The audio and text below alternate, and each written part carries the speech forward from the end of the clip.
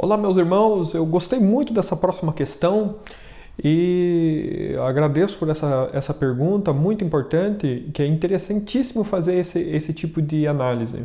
A nossa sociedade pós-cristã, ela compartilha muitos elementos em comum com a sociedade do primeiro século. Muitos elementos. Mas eu gostaria simplesmente de sublinhar um único elemento que nós compartilhamos com a sociedade do primeiro século e que faz toda a diferença para a nossa fé cristã de hoje em dia. É a questão do politeísmo. Na sociedade do primeiro século, a sociedade era uma sociedade politeísta. Tínhamos panteão grego, romano, e a sociedade funcionava em torno desses deuses, da mitologia grega, da mitologia romana. E na nossa sociedade pós-cristã a mesma coisa acontece.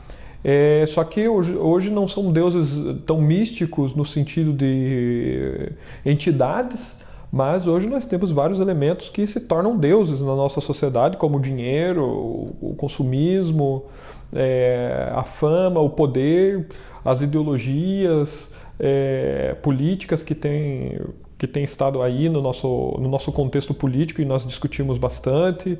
Muitos outros elementos da nossa sociedade nós vemos que se tornam deuses. E nesse sentido, claramente, eu trabalho com a questão o conceito de religião como algo inerente do ser humano, e que todas as nossas relações elas se transformam em religião a partir do momento que exista um ato de devoção. Então, toda vez que o ser humano, segundo essa minha perspectiva, toda vez que o ser humano busca prazer, busca se satisfazer a sua existência, buscando sentido para a sua vida e buscando satisfação pessoal, ele cria uma religião. E na nossa sociedade ocidental de hoje, existem muitas religiões. O problema de haver várias religiões é que o cristianismo não é tolerado, porque sempre quando nós temos dentro de uma sociedade politeísta, como a da sociedade do primeiro século, a religião cristã ela não é tolerada, pois ela é uma religião. O problema do politeísmo é que ele não aceita a exclusividade. Então, e é igualzinho na sociedade pós-cristã. Aqui o problema não é falar que você acredita em Deus. Você pode dizer, você pode crer. As pessoas vão te respeitar por isso. Ninguém vai te tomar como louco. Talvez alguns vão te tomar como louco, mas a maioria das pessoas vão te respeitar. O problema é quando você fala que crê em Deus na sociedade pós-cristã e você diz que o único caminho é Jesus Cristo. A única verdade é Jesus Cristo. A única vida é através de Jesus Cristo. O único relacionamento com Deus é através de Jesus Cristo. Então, essa exclusividade a sociedade não aceita. Porque o politeísmo não aceita essa exclusividade. Então, o problema não é crer em Deus. O problema é dizer que essa crença é a única. E realmente é contraditório, porque a base de uma religião é dizer que ela é verdadeira. Então, uma religião, todas as religiões, em determinado momento, vão dizer que ela é a única verdadeira. Isso não é diferente, nem mesmo para o cristianismo. A diferença é que o cristianismo ele é uma religião revelada, e uma religião revelada e concretizada na pessoa de Jesus Cristo, que é a segunda pessoa da Trindade encarnada, que fez milagres, que se revelou, que morreu e que ressuscitou. Nenhuma outra religião tem algo semelhante ao Evangelho. Então, é por isso que o Evangelho ele é a verdade. Ele é a única verdade. E é por isso que ele tem essa exclusividade. O cristianismo ele impõe essa exclusividade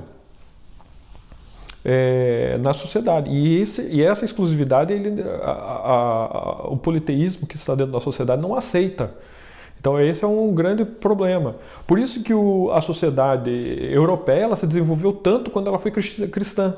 Porque o cristianismo dá esse enquadramento que promove o desenvolvimento e o florescimento humano. Porque o cristianismo o grande aporte do cristianismo para a sociedade ocidental foi justamente essa ética do amor pelo outro. Porque a ética romana, a ética grega, é uma ética com respeito a mim mesmo. A pessoa pensa nela mesma. Mas a ética do cristianismo, ela é uma ética completamente descentralizadora. Ela se descentra de si mesmo para o outro. Então, foi justamente essa nova ética trazida pelo cristianismo, trazida pelo evangelho, que fez a sociedade ocidental se desenvolver tanto desde quando ela foi evangelizada, desde o primeiro, do segundo século em diante. E é justamente restabelecendo os pilares de base, as bases para um desenvolvimento civilizacional coerente, que a sociedade, as nossas sociedades ocidentais se desenvolveram. Agora, a partir do momento que nós começamos a destruir esses fundamentos, esses pilares, o edifício não pode ser sustentado. Por isso que eu falei, esse é um elemento que a sociedade pós-cristã compartilha com a sociedade do primeiro século e que faz toda a diferença. Esse é o problema. Não é por acaso que nós estamos indo de ruína em ruína. Nós estamos passando de crise em crise desde o final do século XIX. O tempo todo é uma crise nova. E é assim que a sociedade pós-cristã tem vivenciado, tem vivido até então. Então, o politeísmo é algo muito presente na nossa sociedade de agora e ele é presente também na sociedade do primeiro século. Então, esse o nosso grande desafio hoje, de trazer esse evangelho exclusivo. Porque o evangelho não exclusivo, que todos os caminhos levam a Roma, ou que não há verdade absoluta, esse aí, ele é pregado abertamente aqui. As pessoas acreditam. As pessoas estão atrás, as pessoas buscam mesmo um evangelho dessa maneira. O problema é que esse não é um evangelho verdadeiro, é um evangelho falso. É um evangelho que não é segundo a revelação, é um evangelho segundo as aspirações humanas. E esse é o grande problema da sociedade pós-cristã, que vai fazer essa amálgama entre os ideais humanos de um lado, o humanismo, com o evangelho, com o cristianismo. E é justamente quando faz essa mistura entre os dois que o evangelho perde seu poder de transformação. E ele se torna simplesmente bons conselhos. Outros elementos também que nós podemos pensar entre a cultura do primeiro século e a nossa cultura de hoje e que são semelhantes nas nossas sociedades, por exemplo, é o conceito de pessoa, ou mesmo o conceito de sociedade, ou também o de satisfação pessoal.